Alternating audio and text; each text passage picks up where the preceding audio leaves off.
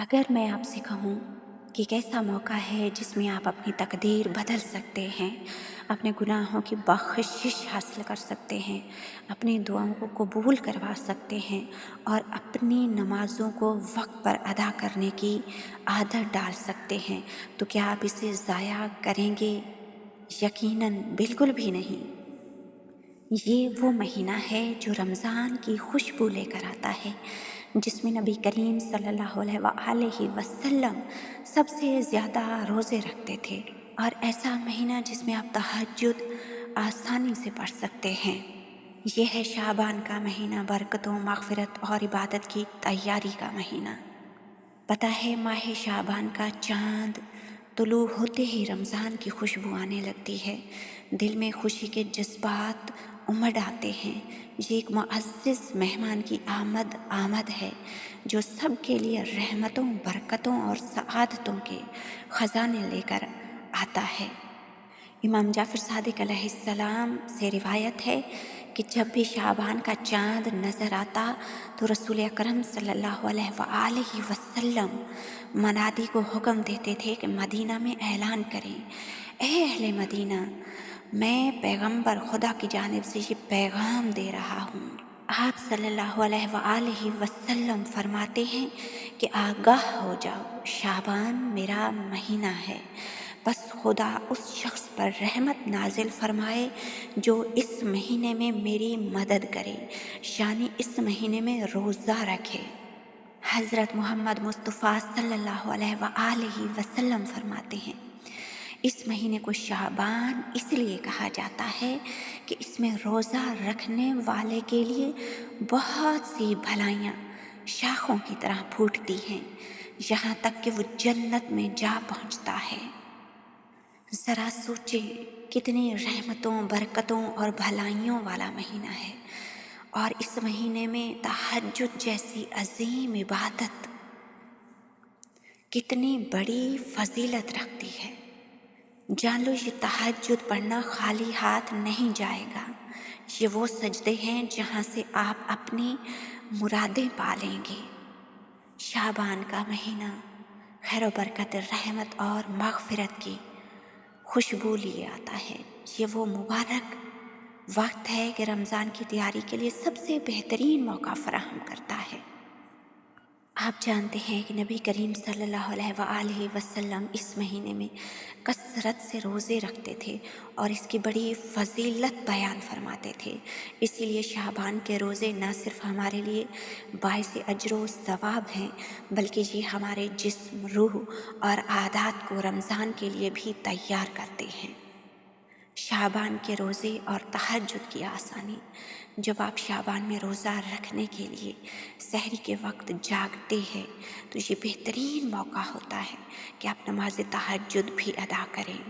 इसके बेशुमार फ़वाइद हैं, और सबसे बढ़ के अभी सर्दियों की रातें चल रही हैं और ये रातें लंबी होती हैं, तो इन रातों में नींद भी पूरी हो जाती है और सहरी के वक्त उठना भी आसान हो जाता है। और अभी अल्हम्दुलिल्लाह दिन भी खुशगवार हैं, ठंडे हैं, तो रोज़ा रखना भी बहुत ही आसान है। और जो दिन गर्म होते जाएंगे तो हमारे रोज़ा रखने की रूटीन से आने वाले रमज़ान के जो रोज़े हैं वो आसान होते जाएंगे। पता है, शाबान में सहरी के वक्त जागने से आपकी रात को इबादत के लिए उठने की मशक हो जाती है। इस तरह रमज़ान में तहज्जुद और सहरी के वक्त उठना आसान हो जाएगा और आपकी तहज्जुद की आदत भी पुख्ता हो जाएगी। रमज़ान में जो रूहानी माहौल पैदा होता है, इसके लिए शाबान की इबादत, ख़ास तौर पर रोज़े और तहज्जुद, एक ज़बरदस्त तरबियत फराहम करते हैं। सहरी का वक्त दुआ की कबूलियत के लिए सबसे बाबरकत घड़ियों में से है। तहज्जुद पढ़ने के बाद मांगी गई दुआएं अल्लाह के हुजूर जल्दी कबूल होती हैं, और बंदा रोज़ा रखने की गर्ज से जागा हुआ है और सहरी के वक्त फिर वो नमाज तहज्जुद भी अता करता है। तो सोचें, कितनी बाबरकत होंगी ये घड़ियाँ, कितना अल्लाह ताला खुश होगा, कितना राज़ी होगा, और फिर कैसे हम सब की दुआओं को कबूल फरमाएगा।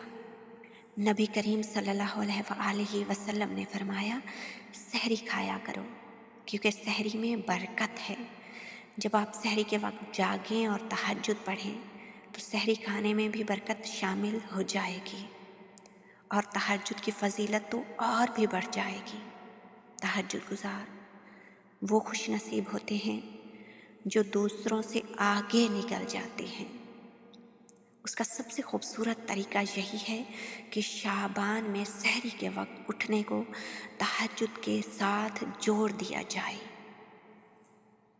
तहज्जुद और सहरी को कैसे जोड़ें? रात को जल्दी सोएं ताकि सहरी के वक्त उठना आसान हो जाए और नींद भी पूरी हो जाए। अलार्म लगाएं या किसी को जगाने के लिए कहें ताकि सहरी के वक्त तहज्जुद के लिए उठने में मुश्किल ना हो। और सबसे बड़ी बात कि आप दुआ मांगे अल्लाह ताला से कि सुबह हमें तहज्जुद के लिए जगा दे, सुबह हमें सहरी के वक्त जगा दे, तो इंशाअल्लाह अल्लाह ताला आपकी दुआ कबूल फरमाएगा और आपको तहज्जुद के वक्त जगा देगा। सहरी से 20-30 मिनट पहले उठें और कम से कम 2-4 रकात तहज्जुद ज़रूर अदा करें। और अगर आपके पास वक्त हो तो कुरान की तिलावत और दुआ करें ताकि तहज्जुद के नूर के साथ सहरी भी बाइसे बरकत हो। और फिर अल्लाह ताला से ये भी दुआ करें कि अल्लाह ताला हमें मुस्तकिल तहज्जुद पढ़ने का शौक़ पैदा कर दे, तौफीक अता फरमाए। और फिर ज़रा सोचें, तसव्वुर करें इसी महीने की रहमतों और बरकतों वाली शब, 15वीं शब, शाबानुल मुअज़्ज़म की 15वीं शब यानी शब-ए बारात। और फिर शब-ए बारात हो और फिर तहज्जुद के सजदे हों तो अल्लाह ताला कितना राज़ी होगा, कितना खुश होगा अपने बंदे से और अपनी रहमतों अताओं की बरसात फरमाएगा अपने बंदे पर। तहज्जुद गुजार का कितना बुलंद मर्तबा, कितना बुलंद मकाम होगा जो इतनी रहमतों और बरकतों वाली शब में अल्लाह ताला के हुजूर वक्त तहज्जुद सजदा रेज़ हो। और फिर इस शब के बारे में कहा जाता है कि इस शब में दुआएं कबूल होती हैं। इस शब की बड़ी ही कदर व मंजिलत है। और फिर तहज्जुद की तो वैसे ही बड़ी कदर व मंजिलत है। और फिर जब दोनों कदर व मंजिलत वाली इबादतें आपस में मिल जाएं तो सोचिए कितनी कदर व मंजिलत होगी इन दोनों की। यानी 15वीं शब की इबादतों की और फिर उन्हीं इबादत में एक इबादत तहज्जुद भी शामिल हो जाए तो यकीनन अल्लाह ताला इसके अजर व सवाब को बढ़ा देगा। आप जहाँ शाबानुल मुअज़्ज़म के बाकी आमाल अंजाम दें तो साथ में तहज्जुद भी लाज़मी पढ़ें। और तहज्जुद के वक्त इस्तिग़फ़ार की बड़ी फ़जीलत है। अल्लाह ताला वक्त तहज्जुद आसमान दुनिया पर नुज़ुल फरमाता है और अपने बंदों से कहता है कोई मांगने वाला जो मुझसे मांगे और मैं उससे अता करूं, है कोई मग़फ़िरत तलब करने वाला कि जो मुझसे बख्शिश मांगे और मैं उसे बख्श दूं। तो ये वक्त बख्शिश तलब करने के लिए, दुआओं की कबूलियत के लिए बेहतरीन वक्त है। और तहज्जुद के अलावा शाबान में भी इस्तिग़फ़ार की बहुत फ़जीलत है। और जब शाबानुल मुअज़्ज़म का महीना हो और फिर तहज्जुद भी अदा की जा रही हो और अल्लाह ताला की बारगाह में खुलूस नीयत से इस्तिग़फ़ार की तस्बीह भी पढ़ी जा रही हों तो यकीनन अल्लाह ताला खुलूस दिल से मांगने वालों को कभी खाली हाथ नहीं लौटाता। शाबानुल मुअज़्ज़म में सिर्फ़ तहज्जुद, सहरी और रोज़े ही आसान नहीं बल्कि नमाज़ फ़जर वक्त पर अदा करना भी बहुत आसान है क्योंकि आप तहज्जुद के लिए उठे हुए होते हैं और फिर सहरी के लिए और फिर रोज़ा रखते हैं और फिर रोज़े के बाद आपकी नमाज़ फ़जर का वक्त हो जाता है तो आप नमाज़ फ़जर भी वक्त पर अदा कर सकते हैं। क्योंकि बहुत सारे लोग ऐसे होते हैं जो आज़ान फ़जर جب ہوتی ہے تو اس وقت نہیں اٹھتے اور فجر کی نماز دیر سے پڑھتے ہیں، تو ان کے لیے یہ بہترین موقع ہے کہ اب وہ فجر کی نماز بھی وقت پر پڑھ سکیں گے۔ اور آپ جانتے ہیں کہ اللہ تعالیٰ کی بارگاہ میں ہر وہ عمل، ہر وہ کام زیادہ پسندیدہ ہے اور فضیلت والا ہے جسے وقت پر کیا جائے، اور خاص طور پر اللہ تعالیٰ کی جانب سے ہم پر فرض کی گئی نمازیں۔ اگر ہم شعبان میں تہجد اور روزے کی یہ خوبصورت ترتیب بنا لیں تو رمضان میں تہجد کی پابندی آسان ہو جائے گی۔ ہم رمضان کی راتوں میں جاگ کر اللہ کے قرب اور برکتوں سے زیادہ فیض یاب ہو سکیں گے۔ یہ وہ عظیم موقع ہے جسے ہاتھ سے جانے نہیں دینا چاہیے۔ شعبان کی رحمتوں کو سمیٹتے ہوئے تہجد کو اپنی زندگی کا لازمی حصہ بنا لیں تاکہ رمضان کی راتیں عبادت، نور اور برکتوں سے جگمگانے لگیں۔ یہ سب صرف رمضان المبارک تک ہی محدود نہیں بلکہ رمضان کے بعد بھی ہم اس سے استفادہ کر سکتے ہیں، کیونکہ ہماری تہجد پڑھنے کی ایک روٹین بن چکی ہوگی اور پھر ہم اسے اپنی روزمرہ زندگی میں آسانی سے شامل کر سکیں گے۔ پھر تہجد کو باقی عام راتوں میں پڑھنا بھی آسان ہو جائے گا۔ اور تہجد وہ واحد نماز ہے جس کے لیے اللہ تعالیٰ نے کوئی مشکل باقی نہیں چھوڑی، صرف دروازہ کھلا رکھا ہے کہ جو چاہے آ جائے، جو چاہے اللہ سے مانگ لے، جو چاہے اپنی زندگی بدل لے۔ جو کھڑے ہو کر نماز تہجد نہیں پڑھ سکتا وہ بیٹھ کر پڑھ لے، جسے لمبی لمبی صورتیں یاد نہیں وہ کوئی مختصر صورت پڑھ لے، اور زیادہ نہیں پڑھ سکتا تو 2 رکعت پڑھ لے، جتنی آسانی سے پڑھی جائے اتنی ہی پڑھ لے۔ اس نماز میں اللہ تعالیٰ کی طرف سے نرمی ہی نرمی ہے، اور یقین جانیں تہجد اللہ تعالیٰ کی طرف سے ایک ایسا انمول اور نایاب تحفہ ہے جو ہر بندے کو نصیب نہیں ہوتا۔ یہ عبادت خاص طور پر ان خوش نصیبوں کے لیے ہے، ان کے حصے میں آتی ہے جو اللہ کی محبت میں اپنی نیند قربان کر کے اس کے حضور کھڑے ہوتے ہیں اور اس کی بارگاہ میں آنسو بہاتے ہیں، گریہ وزاری کرتے ہیں اور اپنی حاجات بیان کرتے ہیں۔ تہجد در حقیقت اللہ تعالیٰ کی جانب سے بندے کے لیے قربت، مغفرت اور کامیابی کا ایک خاص ذریعہ ہے۔ یہ عبادت دنیا و آخرت دونوں میں کامیابی کے دروازے کھول دیتی ہے اور روحانی سکون کا سب سے بڑا راز ہے یہ تہجد کی نماز۔ تہجد نبیوں کی اور ولیوں کی سنت ہے۔ تہجد کی نماز انبیاء کرام، اولیاء اعظام اور اللہ تعالیٰ کے مقرب بندوں کی خاص عبادت رہی ہے۔ قرآن مجید میں اللہ تعالیٰ نے اپنے انبیاء کے اوصاف بیان کرتے ہوئے فرمایا کہ وہ رات کو قیام کرتے تھے اور اللہ سے مغفرت طلب کرتے تھے۔ ارشاد باری تعالیٰ ہے وہ رات کے پچھلے پہر اللہ سے استغفار کیا کرتے تھے۔ یہی وجہ ہے کہ جو بھی اللہ کے قریب ہونے کا خواہش مند ہوتا ہے وہ تہجد کو اپنی زندگی کا لازمی حصہ بنا لیتا ہے۔ جو آپ کی دعائیں ابھی تک قبول نہیں ہوئی، جو چیزیں آپ کو بہت طویل عرصے سے مانگنے پر نہیں ملی، جو غم آپ کو مدتوں سے ستا رہے ہیں، تو ایک بار تہجد پڑھ کے دیکھیں اور اللہ تعالیٰ سے اپنی کہانی بیان کر کے دیکھیں، اور وقت تہجد اللہ کی بارگاہ میں آنسو بہا کر دیکھیں، کیونکہ اللہ تعالیٰ اپنے بندے کے آنسوؤں کی بہت قدر کرتا ہے۔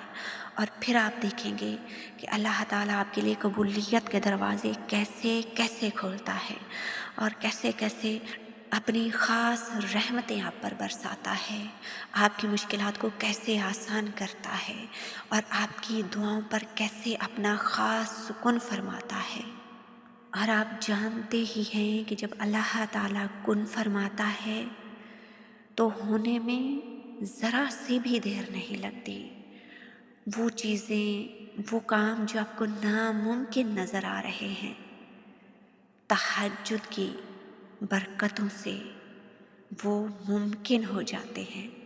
اللہ تعالیٰ معجزوں کا بادشاہ ہے، جب چاہے وقت بدل دے، حالات بدل دے، آپ کی قسمت بدل دے اور نم آنکھوں کو مسکراہٹیں عطا کر دے۔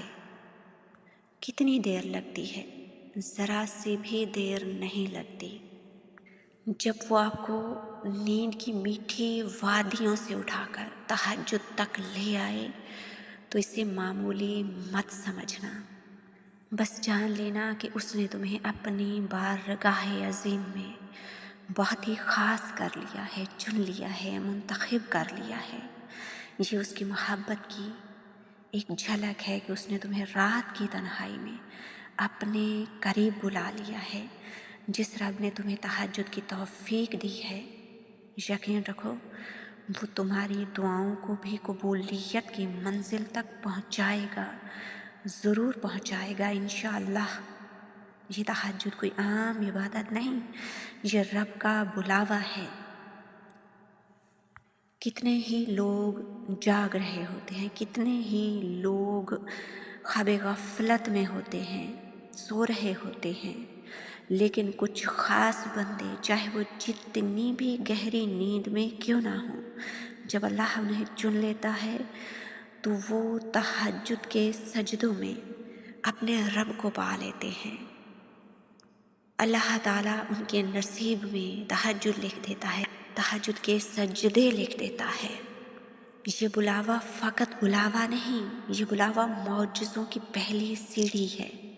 جو رب تمہیں اپنی بارگاہ میں لے آیا ہے وہ تمہاری ٹوٹی امیدوں کو جوڑے گا، تمہاری خاموش فریادوں کو سنے گا اور تمہارے حق میں وہ کچھ لکھ دے گا جس کا تم نے کبھی سوچا بھی نہ ہوگا۔ جان لو یہ جاگنا، یہ سجدے، یہ آنسو، یہ سب معجزوں کا آغاز ہیں۔ تم جو آج بے چین ہو، ٹوٹے ہوئے ہو، بکھرے ہوئے ہو، یہ سب تہجد کی برکتوں سے ختم ہو جائے گا انشاءاللہ۔